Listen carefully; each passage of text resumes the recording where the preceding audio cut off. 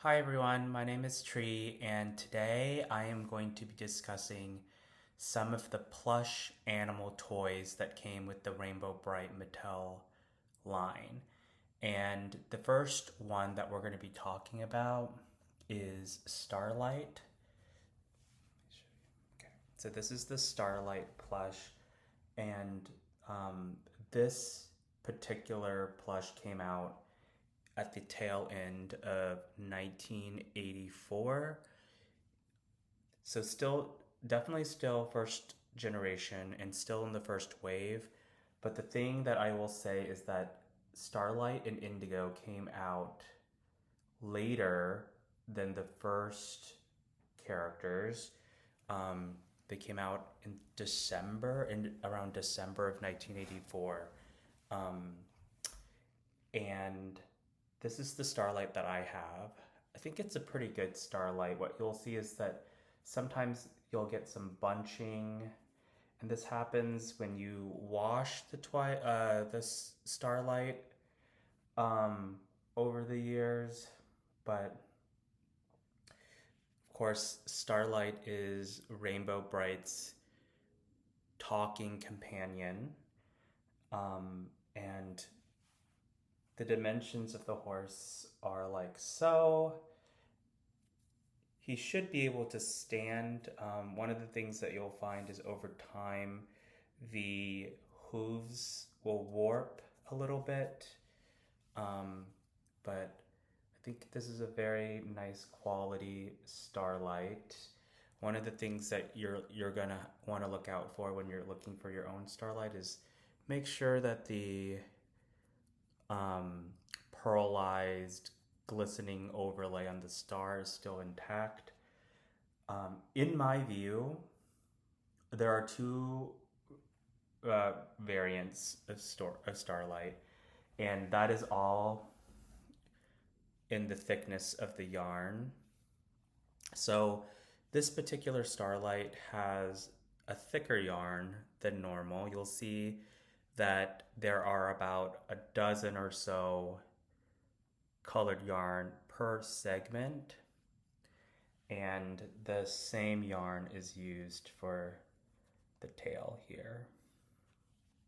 Um, what you can do if your plush is a little bit yellow or discolored, you can wash the plush with OxyClean and water and just air dry it. Um, but overall, I would recommend just being very gentle with these plushes because they are vintage, and I don't think they're meant for extremely aggressive use. But I periodically will comb out Starlight's mane just so that each segment is a little bit more pronounced. And I do love the thicker yarn. The other variant, which is I think more common, is a super thin yarn. I think that variant is quite ubiquitous in the United States, but something about the thicker yarn is very, very um, bold and prominent, and I much prefer it. So my general stance on plush and sprites is I mean, if I see a good deal on a in-box version, I'll consider it. But for the most part, with the exception of Starlight, which does come in a formal box, um, the other pets, animal companions, and sprites, they come in an open box where it's almost like a sleeve. So it doesn't offer that much protection, in which case I'm just like, are you just purchasing something for hundreds of dollars just for the bottom sleeve that it stacks on top of? So this is the Starlight, the my Starlight that I actually got in a lot last year. Um, Pretty good condition. A little bit of bunching around the bodice, but that just naturally happens. And then in 1985, we saw the introduction of Puppy Brite. Um, Puppy Brite. So Starlight, you can get the prices range greatly. You can get it as cheap as like $40, but I've seen them as high as like 90 to 100 depending on the quality. And if you're looking for the thick yarn variant, you're in luck because a lot of resellers on eBay, they don't know the difference between a thick yarn Starlight and just a regular thin yarn Starlight. But this is Puppy Brite. What you'll see here is um, the colors are very, very vibrant. There's this almost fluorescent yellow, a kind of burnt sienna colored tail, um, three colors in the ears, this green, yellow, and the same sienna color. The back of Puppy Brite's head is this like very bright orange color.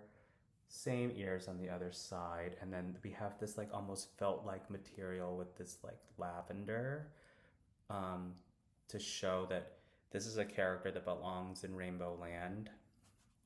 There's an embroidered white star on the shirt of Puppy Brite. It is tightly put on Puppy Brite here. We have a very cute face with this tongue sticking out and a blue nose. Um, I'd say that Puppy Brite is fairly common. You can get Puppy Brite for a very reasonable price. I got this for like $20. Um, what I will say is just this month, the Loyal Subjects just released a new version of Puppy Brite, and there was a 2016 version, I believe. And they all look very, very well. The new one looks very similar to this, but because of the price differential, like this is the same as the new one. I would much rather get vintage, right? Okay. And it has the tag. All of the trademark and copyright will date it 1983, even though I believe this came out in 1985 with the second wave uh, Rainbow Brite. So that's Lala Orange, Buddy Blue, Shy Violet, etc. So this is Puppy Brite. And we're going to conclude this video by talking about probably my favorite of the animals, the pets that Rainbow Brite has. This is this is Kitty Brite. So Kitty Brite was, I haven't found a definitive date on Kitty Brite.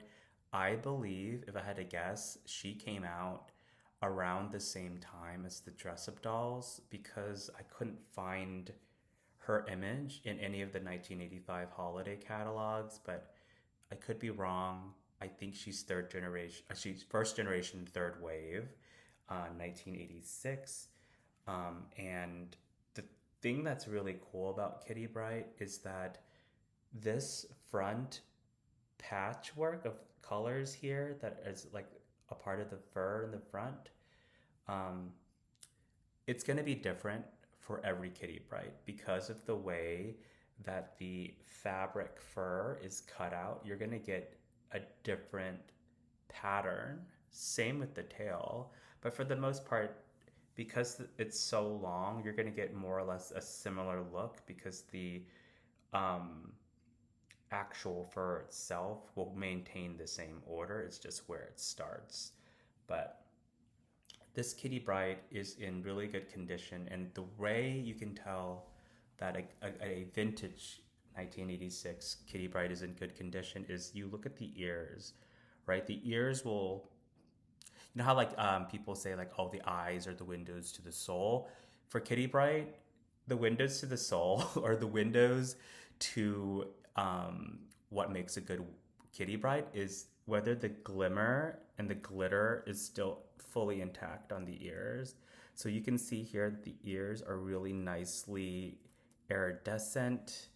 Same with this one. And you will need to look. So like look at the ears, make sure it's shiny, sparkly, um, and then you look at the paint on the face. Oftentimes, you'll see blush that is completely removed from Kitty Brite, discoloration in the nose, and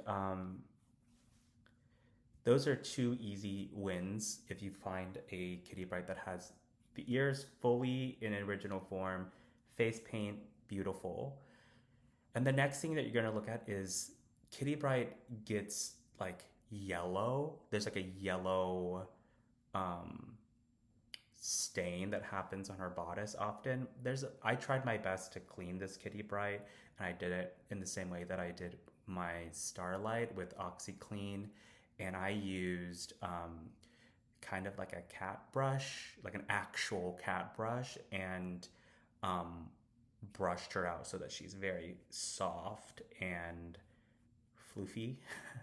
um, but besides those things, but if Kitty Brite looks like in a good color, has the ears, has the face, and you like the pattern, pricing around a good Kitty Brite, the average Kitty Brite is around $120 US in the United States, and shipping, I don't know, $7.